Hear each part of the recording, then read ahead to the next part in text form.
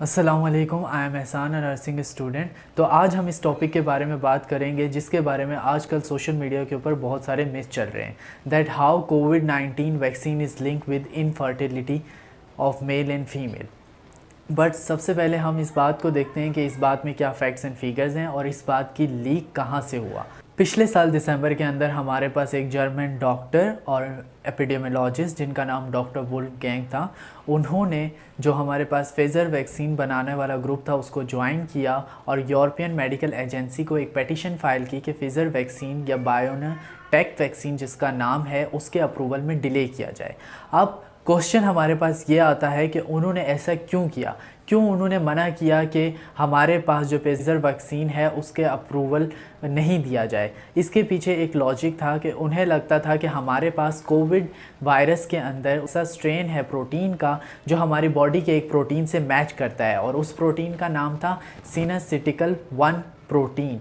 Basically सिनासिटिकल 1 protein human में जो females होती हैं उनकी बॉडी के अंदर प्लेसेंटा की फॉर्मेशन के लिए हेल्प करता है और प्लेसेंटा हमारे पास फीटस के नरिशमेंट के लिए बहुत ज़्यादा ज़रूरी है।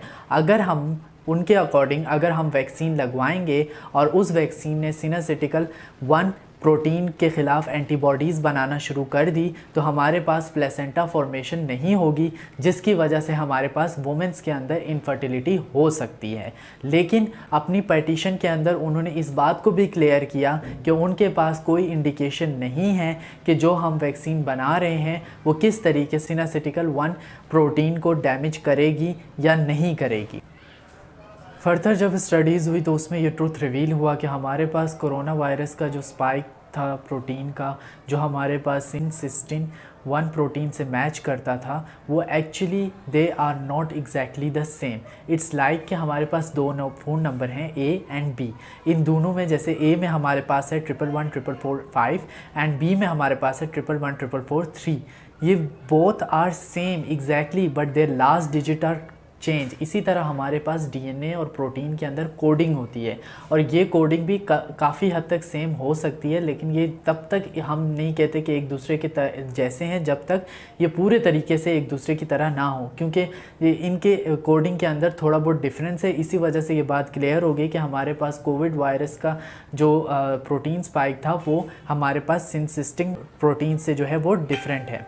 इसी पे जब फर्दर स्टडीज़ हुई तो हमारे पास ये भी रिवील हुआ कि फाइज़र जो हमारे पास वैक्सीन थी, जब उसके ट्रायल्स चल रहे थे तो 37,000 वुमेंस जो प्रेग्नेंट नहीं थी उनकी पहले प्रेगनेंसी टेस्ट किया गया, उसके बाद उन्हें जो है वो वैक्सीन्स लगवाई गई। आफ्टर दैट 23 वुमेंस हमारे पास जो है वो प्रेग्नेंट हुई, जिसमें से 12 जो है वो उस ग्रुप को बिलोंग करती थी जिन्हें वैक्सीन लगवाई गई और 11 उस ग्रुप को बिलोंग करती थी जिन्हें प्लेसिबो दिया गया था। तो ये इस चीज़ को रिवेल करती है कि आफ्टर वैक्सीनेशन ये जो है आप प्रेग्नेंट हो सकते हो और आपकी फर्टिलिटी के ऊपर कोई असर नहीं पड़ेगा। सेकंड थिंग, मेल की इनफर्टिलिटी के ऊपर कोई इफ़ेक्ट नहीं पड़ने वाला। मेल की फर्टिलिटी से रिलेटेड कोविड का कोई भी फैक्ट, कोविड वैक्सीन को कोई भी फैक्ट और कोई भी खदशा अभी तक सामने नहीं आया है। सेकंड चीज़ जिसने सबसे ज़्यादा हमारे पास रिप्रोडक्शन को लिंक किया with Covid vaccine is basically a web series utopia के नाम से जो अमेज़ॉन प्राइम पे रिलीज़ हुई ऑन 25 सितंबर 2020, जिसमें यह दिखाया गया था कि एक क्रेज़ी साइंटिस्ट होता है जिसे रिप्रोडक्शन और वर्ल्ड पॉपुलेशन से प्रॉब्लम होती है। वो वर्ल्ड पॉपुलेशन को इरेडिकेट करने के लिए हमारे पास एक ऐसा वायरस बनाता है जो वहाँ बीमारी कॉज करता है और उस वायरस को ट्रीट करने के लिए वो हमारे पास ऐसी वैक्सीन बनाता है जो वायरस को ट्रीट नहीं करेगी बल्कि रिप्रोडक्शन को रोक देगी। अब यहाँ पे फैक्ट्स हैं कि मे बी वो राइटर इसमें क्या कहना चाह रहा था। अब इसको जब आप और डिटेल में जब राइटर से पूछा गया तो राइटर ने ये बात बताई कि इस सीरीज़ को जो है 7 साल पहले यानी 2013 में लिखा गया था, लेकिन इसकी शूटिंग अब जाके कंप्लीट हुई और अब इसे रिलीज़ किया गया है। तो उसने ये भी साथ में कहा कि it's a completely a fiction story, इसमें कोई रियलिटी नहीं है। अब मैं नहीं जानता कि ये एक फ्यूचर की प्रेडिक्शन है या हमारे पास क्या है, लेकिन हमने आपको जो चीज़ बतानी थी दैट इज़ बेसिकली फैक्ट्स कि किस तरीके से कोविड वैक्सीन जो है इनफर्टिलिटी के साथ लिंक करती थी और हैंस प्रूव कि कोविड की वैक्सीन इनफर्टिलिटी को कॉज नहीं करती। फैक्ट्स आपके सामने हैं।